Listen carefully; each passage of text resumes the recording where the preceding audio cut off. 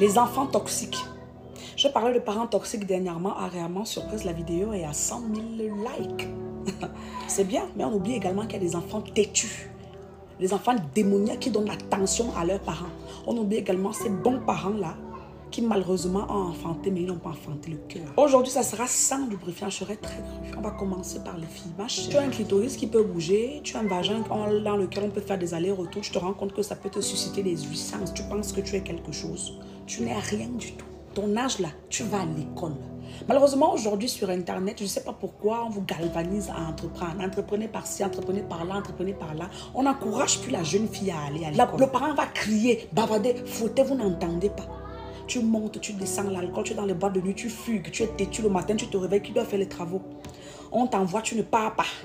Quand tu vas pour aller à la boutique, tu marches bien quand tu sors de chez toi. Quand tu arrives, tu vois un groupe de garçons, tu commences à changer la démarche parce que tu veux qu'on s'intéresse à toi.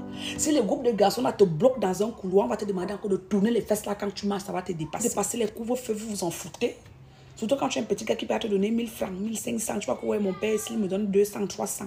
Ou quelqu'un qui peut me donner 2000. Si tu penses que tu es quelque chose, tu n'es rien du tout. Vous avez les têtes bien vides. Avec vos compagnies à 2 balles. Vos petits amis bêtes comme vous-même là. Quelqu'un qui t'aime va te faire traverser le couvre-feu sachant que tu auras des problèmes. Quelqu'un qui t'aime va faire en sorte que tu méprises tes parents. Vous n'êtes même pas éveillés. Privilégiez vos petits garçons qui sont à l'école là. Vos camarades de classe avec lesquels vous pouvez faire les devoirs, les exercices. Vous rendre visite chez vous. Bonsoir maman, est-ce que tel peut être là? Bonsoir, les petits garçons respectueux, mais vous n'aimez pas ça. Mais comme vous aimez le baffle, comme les bafias disent. Quand ça entre là-bas, tu comprends que tu es une femme, n'est-ce pas? Comment tu as goûté ça une première fois, on ne peut plus rien te dire. Le sperme a bouché même le cerveau. Vos parents ne peuvent pas vous parler. Nous, on va vous parler. Et je suis sûre qu'une grande soeur normale, un grand frère, un parent, un papa, une maman tombe sur ma vidéo. Il ne peut pas passer sans liker. Vous prenez pour qui? Vous êtes qui? Peut-être vous êtes même mes grands frères, mais par expérience, vous êtes mes petits frères. Vous faites quelle vie même? On est sorti de là, on vient vous parler. On tire les leçons de cette expérience pour venir vous parler. Toi, tes parents, tu penses que c'est un acquis. Quand ils vont partir, tu vas lire leur.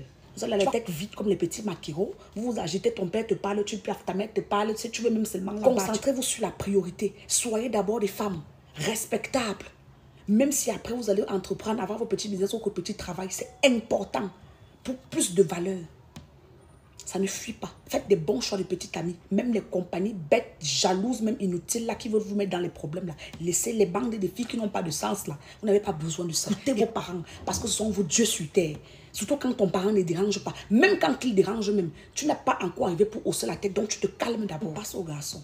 Papa, donc depuis que tu te drogues, tu penses que tu es quelque chose. On te renvoie au lycée, on te renvoie au second lycée, 3e lycée, on ne fait que payer les pensions parce que tu penses que tu es quoi? Tu laisses tes cheveux sur la tête, tu marches avec le pantalon baissé, depuis que tu as appliqué un chanvre qu'on peut fumer, ça fait péter le câble. Tu penses que tu es quelque chose. Le chanvre en lui-même, il est même thérapeutique. C'est vous qui faites en sorte qu'on pense que c'est quelque chose de démoniaque. Vous vous droguez, vous prenez ça n'importe où, à la bouche, dans les veines, partout, n'importe comment, avec vos petites compagnies qui n'ont pas le sens, une petite bande de voleurs, affamés. Vous pensez que vous êtes quoi? On te parle à la maison, tu ne veux plus écouter. Même organisme, même les petits volent chez eux. Tu peux y aller taper les sacs, tu fais sissi à les gens, vous tapez les bruits dans les veillées, vous agressez les gens et tout et tout. Quand tu vas descendre en Kondengui, en prison, c'est où tu vas comprendre que tu n'es pas Donman. Vous avez compris? Tu n'es pas Donman. C'est quand tu vas aller là-bas. Peut-être vous faites les cellules, vous dites que vous êtes grand. On vient, on paye la cellule, vous sautez. On paye la cellule du paquet, vous sautez. À un moment, chers parents, quand vous avez déjà parlé aux enfants, tu vas y aller taper, tu vas parler, la WC veut te prendre. Laisse-le. Moi, j'avais fugué, on ne m'a pas cherché.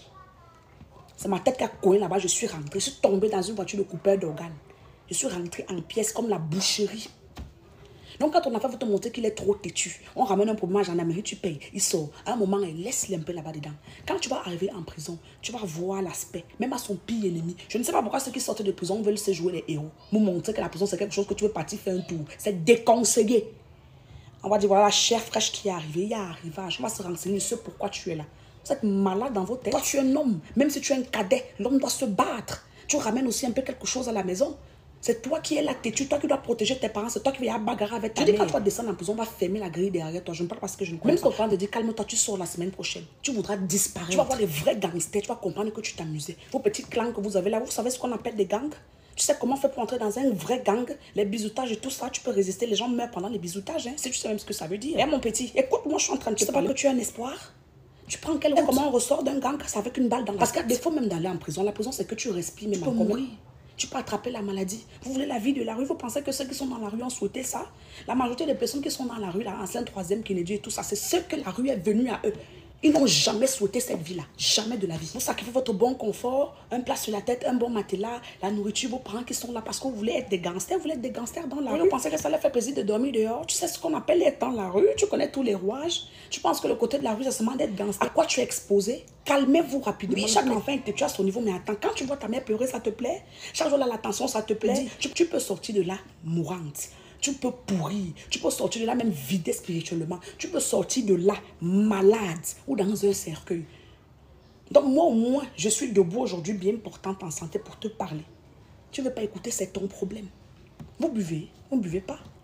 Seconde C, Nangai beaucoup, je faisais lycée classique, c'est où j'ai commencé à boire. L'alcool a failli me détruire.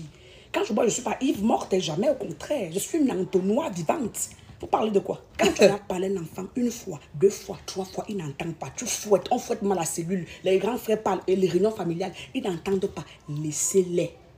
Mais dites-leur bien que ce n'est pas ici que tu vas faire ça. Comme tu es très grande, tu escalades, tu fuis, les notes ne sont pas bonnes, tu penses que tu es trop belle. Porte tes petits sacs de pain et tu sors. Tu vas faire ça où tu estimes que tu seras bien. Si vous pensez que héberger les gens dehors, c'est facile, tu vas arriver chez ta copine, après, elle va te dire que mon frère, ce n'est plus gros ça. Tu arrives même à acheter ton petit gars qui te fait manquer de respect à tes parents. Là, bien t'utiliser à soi même pendant une semaine, il va te jeter à la porte. Tu vas confirmer que c'est un luxe d'avoir ses parents en vie. C'est un luxe d'avoir des parents qui sont soucieux. Parce que tu peux avoir des parents qui n'ont rien à foutre de ce que tu fais ou de ce que tu ne fais pas. Un luxe de vivre dans une maison où on pense qu'on doit te garder la nourriture. On pense que tu dois aller enseigner. Ma chérie, tu as quel âge? Le vagin, le muscle vaginal est flasque, tomber. Quand tu vas même vouloir même te reconcentrer, même si ta vie te reprendre, tu vas écarter les fesses devant quel homme? À quel âge? Tu vas te dire que c'est quoi ça? C'est clair qu'il y a des femmes qui naissent avec un clitoris qui dépasse les grandes lèvres. Mais il y a des femmes que quand elles regardent depuis, tu sais exactement que ici, ça c'est une activité sexuelle extrêmement abondante. C'est ça qui a fatigué le muscle vaginal parce que oui, c'est un muscle. Nos choses comme les habits et toi, on marche dehors, là, nous sommes les mecs pourris, bien emballés. La belle femme, nous les habits, nos habits de marque, là, on pense connaître quelque chose. Déshabille-toi, nu, devant l'endormi, va comprendre que voilà la femme ici. Parlez de quoi? Vous avez des petits, vous voulez vous gâter, pourquoi? Vous n'avez même pas. Que tu peux même croiser même quelqu'un dehors dans tes marches bêtes là. Il te positionne quand même quelque part. Parce que tu bouges. Quand on va te violer une fois, tu vas rester tranquille. Vous pensez que les victimes de viol sont traumatisées à vie parce que vous pensez que le viol c'est quelque chose que tu te places comme ça, tu souris, tu es contente. Tu vas rester. Tu vas te dire comme lève ta bouche, le fait, ça va te dépasser. On te demande de partir à l'église, surtout pour qu'on te dérange. Il y a un quoi là-bas. Mais si on dit qu'il y a la sortie, là, tu seras très fier. Vous faites souffrir les parents crient, les parents pleurent. Vous êtes forts sur les commentaires des parents toxiques, mais il y a des enfants toxiques.